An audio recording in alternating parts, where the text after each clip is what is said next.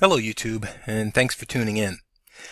Some of you that have joined my team have shared with me your investment strategies and the firms you've decided to invest your money in. And some of you are compounding, some of you aren't. Some of you are waiting until you get your initial deposit back and then begin compounding. And I think that's great. Whatever works best for you, whatever you feel comfortable with is fine, because there is no wrong way to invest your money, right? Wrong. There is a wrong way, and I wanted to make this impromptu video to serve as a warning and to also kind of clear up any misconceptions that there may be regarding chain group and the firms within chain group and their terms and conditions of service. Okay, and for those who are not aware, chain group is an escrow service that acts as an intermediary between the investor and the investment company. Once you have deposited your funds, you can choose any one of now 7 investment companies to put your money in. They're all different, and there's different minimum requirements, there's different maximum requirements, there's different deposit terms, there's different payouts, of course. But in this video, I want to talk specifically about the compounding of interest piece and the principal refund aspect of it all. Okay, so let's take Dragon Foundation for example. It indicates that compounding is impossible. Others, like T.G. Thomas, for example, indicates that compounding is possible. Well, the truth is that you can compound your daily interest earned in any one of these funds. The difference is that when you are reinvesting your daily interest payouts in a fund that indicates that compounding is impossible, what you're doing is you are creating a new investment agreement every time you do that will lock up your funds for an additional 180 days. Let me show you what I'm talking about. Now, I've got my money split between 2 different firms, but we're going to use Dragon Foundation as an example. Okay, I started off with a $125 deposit, and each one of these, this $10 here, this $20 here, and another $20 here, were all interest accumulations that I've decided to put back into the fund. And as you can see, each one of these carries a separate expiration date. So every single time I am reinvesting, I am creating a new investment agreement that will carry a complete separate expiration date. Okay? Now, when you are compounding your interest with a firm like TG, for example, that indicates compounding is possible, the difference is that when you are reinvesting your daily interest, that daily interest is becoming conjoined with your initial principal deposit. Okay?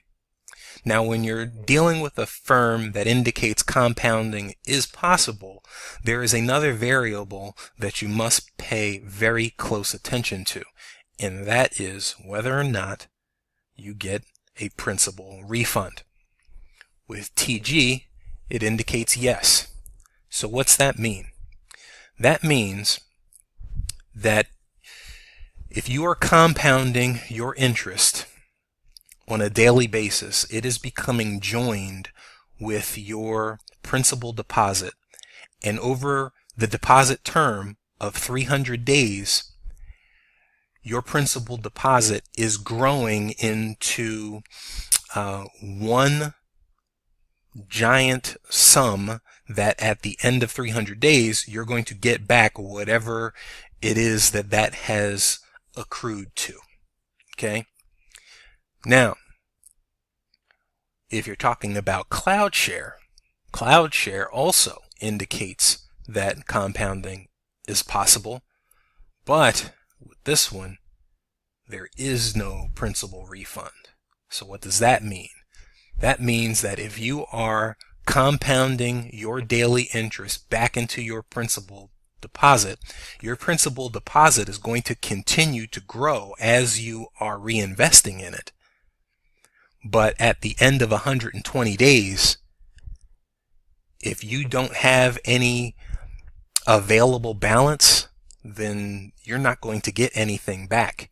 And the only way to get an available balance is if you are not compounding the interest. So if you're continuing to compound the interest for the entire duration of your deposit, when it's over, you're not going to get anything back. So how do you fix that problem? Well, you turn it off. Okay?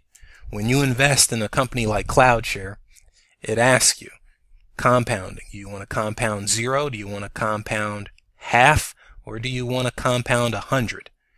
If you're compounding 100, well, let me cancel that. I don't really want to do this. But if you're compounding at 100, this available balance right here will always be 0.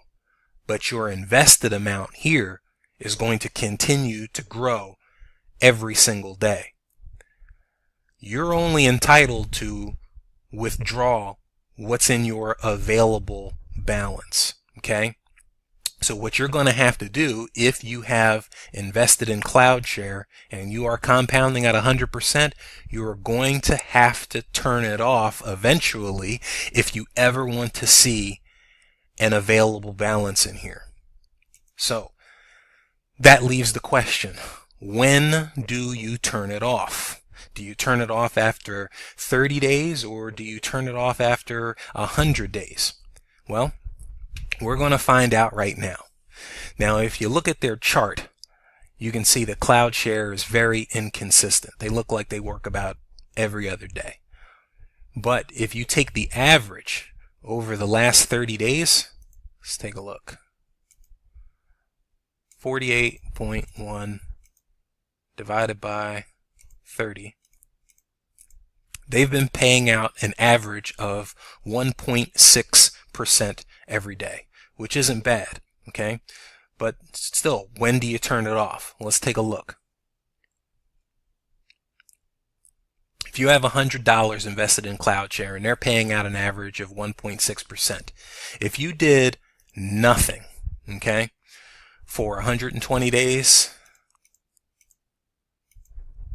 you'd make $192.40. You will have profited $42.